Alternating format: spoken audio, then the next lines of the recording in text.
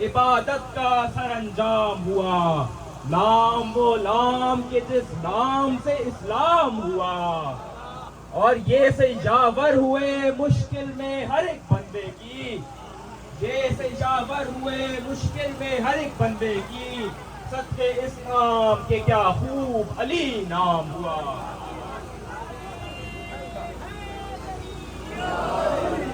حضرات گرامی، آپ سب سے گزارش ہے یہیں تشریف رکھیے، آپ سب سے گزارش ہے یہیں تشریف رکھیے۔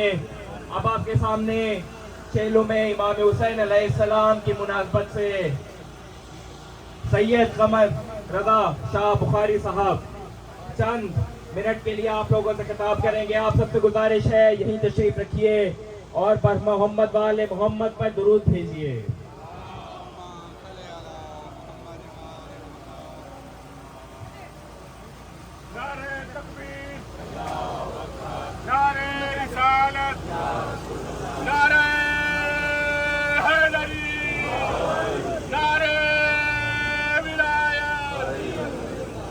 محمد و آل محمد صلوات۔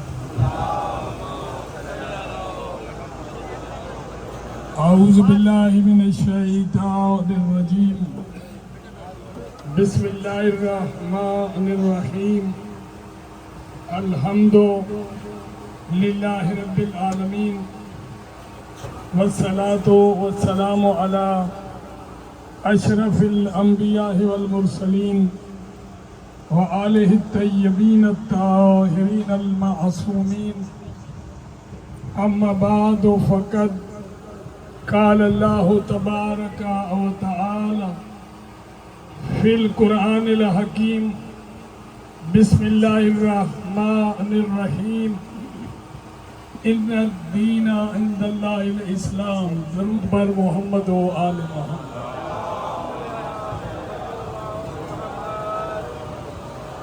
وقت کو مد نظر رکھتے ہوئے اور انتہائی سادہ الفاظ میں اپنے مدعا کو بیان کرنے کی کوشش کروں گا۔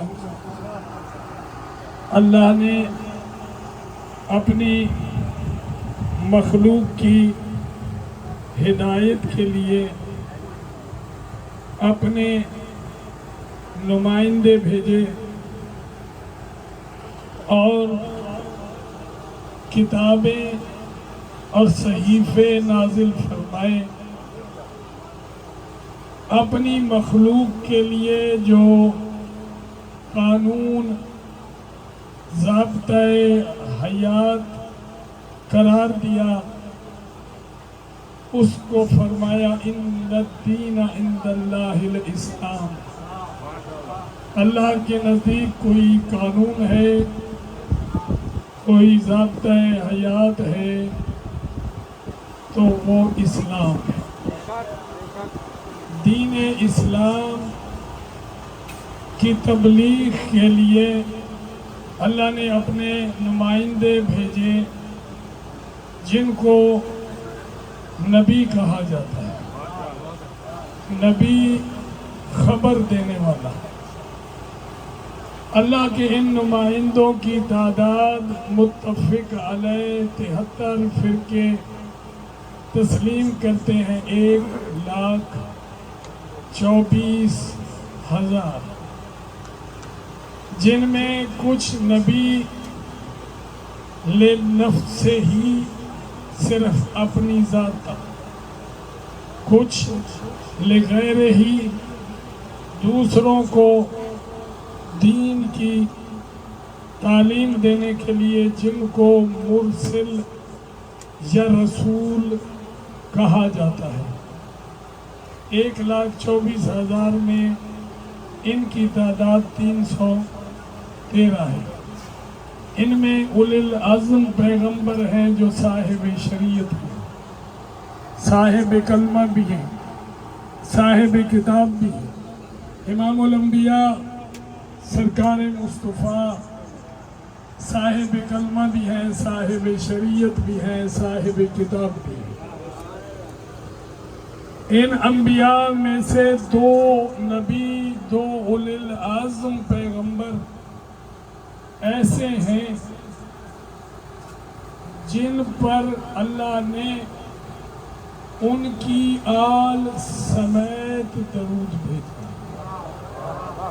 ایک جد الانبیاء حضرت ابراہیم علیہ السلام کہ ان کی ذات اور آل پر بھی درود ہے، اور ایک جناب سرکار محمد مصطفیٰ صلی اللہ علیہ وآلہ وسلم کہ ان پر اور ان کی آل پر درود ہے. یہ جو دو ہستیاں ہیں، ہم امت محمدی اور ملت ابراہیمی ہیں. یہ جو اولی العزم پیغمبر ہیں جن کی آل پر بھی درود ہے، اور آپ روزانہ پڑھتے ہیں اللہم صلی علی محمد و آل محمد کما صلیت علی ابراہیم و آل ابراہیم. اللہم صلی علی محمد آل سمیت درود. انہی دو ہستیوں کے خانوادہ میں امتحان ہے، اور انہی دو خاندانوں نے دین کی خاطر مشکلات اٹھائیں اور امتحان دیے. حضرت ابراہیم علیہ السلام حکم خدا سے جناب ہاجرہ اور جناب اسماعیل کو اکیلا چھوڑ کر چلے گئے. ماں بے تاب ہوئی، بیٹا پیاسا ہے، ماں پانی کی تلاش میں دوڑتی ہے اور بیٹے کی ایڑی کی رگڑ سے پانی جاری ہو جاتا ہے. اللہ نے واجب قرار دے دیا ہے کہ تم یہاں اسی طرح دوڑو گے جیسے اسماعیل کی والدہ دوڑتے جسے سعی کہتے ہیں، اور اسماعیل کی ایڑی کی رگڑ سے نکلنے والا آب زمزم پورے عالم اسلام میں باعث شفا سمجھا جاتا ہے. پھر امتحان کی دوسری منزل کہ اللہ نے خواب میں، ہمارے خواب اور نبی کے خواب میں فرق یہ ہے کہ وہ حقیقت ہوتا ہے. حکم ہوا تیز دھار چھری سے جوان سال بیٹے کو ذبح فرما رہے ہیں. پھر بیٹے سے یہ منزل عشق ہے، یہ شریعت نہیں ہے، یہ منزل عشق ہے. اور صاحبان عشق جو عشق الہی میں کام کرتے ہیں اللہ اسے شریعت میں ڈھال دیتا ہے، اسے شریعت بنا دیتا ہے. اگر اسماعیل کی ماں پہاڑی پہ دوڑی ہے تو تب حج قبول ہوگا، وہاں پہ صحیح کرو گے، دوڑو. اور ابراہیم اور اسماعیل کی قربانی تفصیل میں جاؤں تو وقت نہیں. چھری چلا دی اللہ کے نبی نے، آنکھوں پہ پٹی باندھ کے اور بیٹے کے ہاتھ اور پاؤں باندھ کے اپنی دانست میں اللہ کے نبی نے ارادتاً چھری چلا دی ہے. یہ شریعت میں نہیں، عشق میں ہے. اور پھر عاطف غیبی نے ندا دی، کون ہے عالم ارواح میں جو اسماعیل کو بچا لے. اگر اسماعیل ذبح ہوتے ہیں تو محبوب کبریاء ان کی نسل سے ہے، اس لیے مصطفیٰ کی آمد رک جائے گی. عالم ارواح میں ایک آواز آ رہی ہے، اللہ اسماعیل سے چھری ہٹا لے، میں ہم شکل پیمبر کی قربانی دوں گا. اسماعیل بابا سے کہہ رہے ہیں بابا چھری چلا دو، آپ مجھے صابرین میں سے پائیں گے. اور حسین بیٹے سے کہہ رہے ہیں اکبر یہ برچھی نکالنی ہے. اکبر کہہ رہے ہیں بابا برچھی نکالو، آپ مجھے شاکرین میں سے پائیں. دمبا ذبح ہو گیا، اب پھر اللہ نے واجب کر دیا حج تب ہوگا کہ حج کے موقع پر قربانی جانور ذبح کرو گے. ہمارے یہاں سنت مؤکدہ حج کے موقع پر تب حج قبول ہوگا کہ آپ جانور کی قربانی کریں گے. میں گزارش کرتا ہوں کہ ہم اللہ کے دربار میں سارے مسلمان لا الہ الا اللہ محمد رسول اللہ پڑھنے والے ایک گزارش کریں کہ اے اللہ یہ کروڑوں جانور ذبح نہ کریں اور ان کے متبادل جو ان کی قیمت اور پیسے ہیں وہ غرباء اور مساکین میں اگر تقسیم کر دیے جائیں تو تیری ذات راضی ہوگی؟ جواب آئے گا نہیں. اسی طرح کرو، صفا و مروہ پہ سعی کرو اور ابراہیم و اسماعیل کی یاد میں جانور ذبح کرو. اور جب دمبا ذبح ہو گیا پٹی کھلی تو ابراہیم پریشان ہو گئے. گزارش کی اللہ میری قربانی قبول نہیں ہوئی. آواز قدرت آئی انی جاعلک للناس اماما. ہم نے قربانی قبول کر کے تمہیں انعام کے طور پر امامت بھی دے دیا. اور پھر اتنا کو اہم عہدہ تھا کہ ابراہیم فرما رہے ہیں وَقَالَ مِن ذُرِّيَّتِي، کیا میری اولاد میں بھی ہوگا؟ جواب ہے کالا لا جنالو عہد الظالمین، ملے گا ظالموں کو نہیں ملے گا. یہ عہدہ ہوگا تیری نسل میں لیکن ظالموں کو نہیں ملے گا. اب اللہ کے دربار میں جب یہ التجا کی تو اللہ نے جواباً فرمایا وَفَدَيْنَاهُ بِذِبْحٍ عَظِيمٍ. اس کا فدیہ ہم نے ذبح عظیم قرار دیا. ہے فدیہ ہے ذبح عظیم. سمجھنے کی بات ہے کہ کم تر کے لیے فدیہ عظیم نہیں ہوتا. آپ کا بیٹا بیمار ہو جائے تو آپ جانور فدیہ کریں گے، جانور بیمار ہو تو بیٹا فدیہ نہیں کریں گے. سمجھنے کی بات ہے. اللہ فرما رہا ہے اس قربانی کا فدیہ ہم نے ذبح عظیم کو قرار دے دیا ہے. چونکہ حاطب غیبی میں آواز آ رہی تھی کہ کوئی ہے جو اسماعیل کو بچا لے کہ میرے مصطفیٰ کی آمد قطع ہو رہی ہے، رک رہی ہے. یہ جو فدیناہ بذبح عظیم ہے یہ فدیہ مصطفیٰ کا ہے اور اسماعیل سے بڑی قربانی ہے، اس لیے ذبح عظیم. اور اللہ نے پھر یہ کہہ دیا کہ اس قربانی کی جو یادیں ہیں وہ شعائر اللہ ہے. ان الصفا والمروہ من شعائر اللہ. جہاں آپ صحیح کرتے ہیں وہ اللہ کی نشانی ہے. وَمَن يُعَظِّمْ شَعَائِرَ اللَّهِ فَإِنَّهَا مِن تَقْوَى الْقُلُوبِ. اور جو میری نشانیوں کا احترام کرے گا وہی متقی ہے. اب اسماعیل و ابراہیم کی قربانی کی یاد ذبح عظیم ہے، شاعر اللہ ہے، اور جس کو اللہ قرآن میں ذبح عظیم قرار دے رہا ہے اس کی یاد بھی تو شاعر اللہ ہو. چاہے علم عباس ہے جو کہ دراصل علم اسلام ہے. علم اسلام کو اس انداز سے عباس نے بلند کیا کہ منسوب ہو گیا علم عباس. چاہے علم عباس ہو، چاہے اسب وفادار حسینی مرتجز کی شبیہ ہو، چاہے تازیہ ہو، یہ ذبح عظیم کی نشانیاں بھی شعائر اللہ ہیں. جس طرح ابراہیم و اسماعیل کی قربانی کی نشانیاں شعائر اللہ ہیں، اسی طرح ذبح عظیم سے متعلق یہ جو نشانیاں آ رہی ہیں یہ بھی شعائر اللہ ہیں.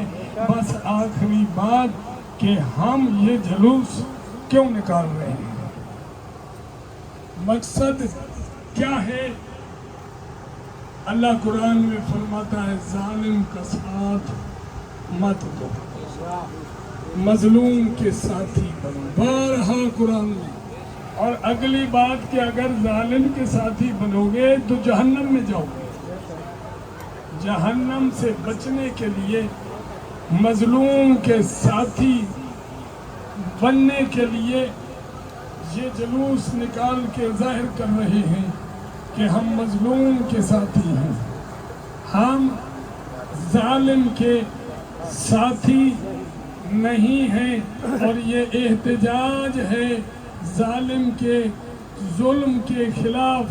बस मेरे भाइयों, अगर बाद शहादत हुसैन मुखद्दरात इस्मत को बाइज्जत मदीने पहुंचा दिया जाता तो आज ये एहतजाज न होता। अफसोस, आपसे इंसाफ। क्या इस एहतजाज का मकसद क्या है? आपसे इंसाफ चाहता हूँ।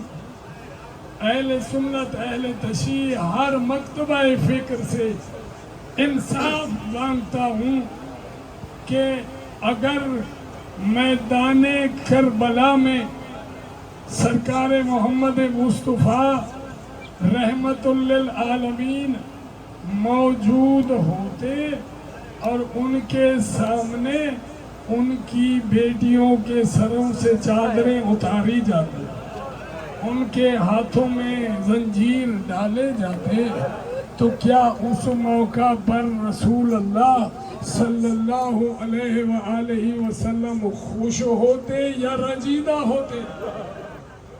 आपसे इंसाफ है। बेटियों को सर नंगे बाजारों में जंजीरों में पाबंद देखते तो रसूल अल्लाह, अल्लाह के महबूब, जिसकी मर्जी अल्लाह की मर्जी है, उसकी उनकी कैफियत क्या हो? बस यही समझाने वाली बात है। और फातिहा शाम जब वापस आई और करबला की सरजमीन पे पहुंची, मेरे भाई जाकिरीन और खतीब, उनकी अपनी तहकीक हो गई। मैं उसे रद्द नहीं करता, मैं तरदीद नहीं करता। उनकी तहकीक होगी कि जलीलुल कद्र सहाबी रसूल हज़रत जाबिर इब्ने अब्दुल्ला अंसारी वो करबला में मौजूद थे। वो रसूल अल्लाह के सहाबी भी हैं, इमाम हुसैन के ज़वार भी हैं। पढ़ा या बयान किया जाता है कि वो जल्दी से आए और सैयद सज्जाद से कहा, ऐ बीमार, ऐ ज़ईफ, अपनी सवारियों को बिठा दो, काफिले वालों से कहो कि ये पैदल आए। अब ये नैनवा नहीं रहा, यहाँ सैयद ज़हरा का खून शामिल हो गया। ये खाक खा के शिफा बन गई है। ये बयान किया जाता है, मुझे इख्तिलाफ नहीं, लेकिन मेरी जो ज़ाती तहकीक है कि जब ये महमल करबला की सरहद पे पहुँचे तो एक मर्तबा सैयद सज्जाद ने कहा, फूफी अम्मा करबला आ गई। वो देखो आपके भाई हुसैन और गाजी अब्बास अलमदार की मज़ारे सामने हैं। बीबी ने कहा, सज्जाद मेरी सवारी बिठा दो। क्यों फूफी अम्मा? सज्जाद में भाई की जागीर में पैदल जाऊंगी। जनाब सज्जाद ने कहा, फूफी अम्मा आप तो ज़ईफ हो चुकी हैं, आप कमज़ोर हो चुकी हैं, इस भाई की जागीर में पैदल क्यों? तो बीबी ने कहा, आज मैं सुन्नत बनाना चाहती हूँ कि करबला की सरहद से हुसैन की पर तक जब ज़ैनब कुबरा पैदल जाएगी तो मिसाल बनेगी, सुन्नत बनेगी, मेरे भाई के ज़वार भी पैदल आएंगे। और आज जो करोड़ों अवाम मिशी कर रहे हैं, ये सुन्नते बिन्त ज़हरा है। और जब खबर आती है कि मिसाइल गिर रहे हैं तो घरों में बैठे लोग भी निकल पड़ते हैं कि हम भी शहादत के लिए जा रहे हैं। मजमा कम नहीं हुआ, मिसाइल यहूद और नसारा देख ले कि उन मिसाइलों के बाद मजमे में इजाफा हो रहा है और आवाजें बुलंद हो रही हैं, या सारत अल हुसैन, लब्बैक या हुसैन, या सारत अल हुसैन, लब्बैक या हुसैन, या सारत अल हुसैन। लब्बैक या हुसैन। देखिए वीडियो, एक ज़ईफा वो चल नहीं सकती थी, हाथ में अलम उठाया हुआ है और कह रही थी लब्बैक या हुसैन, लब्बैक या हुसैन। ये वो जज्बा है। हमें पिछले साल मैंने यहाँ देखा, यहाँ पे एक छोटी बच्ची ना अपने बाप के पास आई बस आकर साथ और लिपट के कहा, बाबा मैं थक गई हूँ, मैं चल नहीं सकती, मुझे उठा लो। उसको देखकर मुझे याद आ गया कि सकीना तो ये भी नहीं कहती थी सज्जाद मैं थक गई हूँ। देख रही थी कि भाई के गले में तोक है, हाथों में जंजीर है, पैरों में बेड़ियां हैं। सज्जाद झुक के चल रहे थे। जितनी थकी थी, जितनी जख्मी थी, किसी मकाम पे नहीं कहा सज्जाद मुझे उठा लो मैं थक गई। किसी मकाम पे नहीं कहा मैं प्यासी हूँ, बल्कि भाई की मजबूरी को देखती रही। और जहाँ कयाम होता था वहाँ सकीना थकी हुई, सर जख्मी, पाँव जख्मी, आहिस्ता आहिस्ता चलती हुई सैयदे सज्जाद के पास आके बैठ जाती थी और फरमाती थी, भाई सज्जाद आप अपने पाँव सीधा कीजिए, आपके पाँव के कांटे निकालने के लिए आई। ये ज़ैनब कुबरा और सैयदा सकीना की मेहनत का नतीजा है। गलियों और बाजारों में और धूप में ये सदाए हुसैन और एहतजाज की आवाज़ बुलंद हो रही है और इस कायम आले मोहम्मद की आमद तक जारी रहेगी। या सारत अल हुसैन, या सारत अल हुसैन, या सारत अल हुसैन, मातम हुसैन।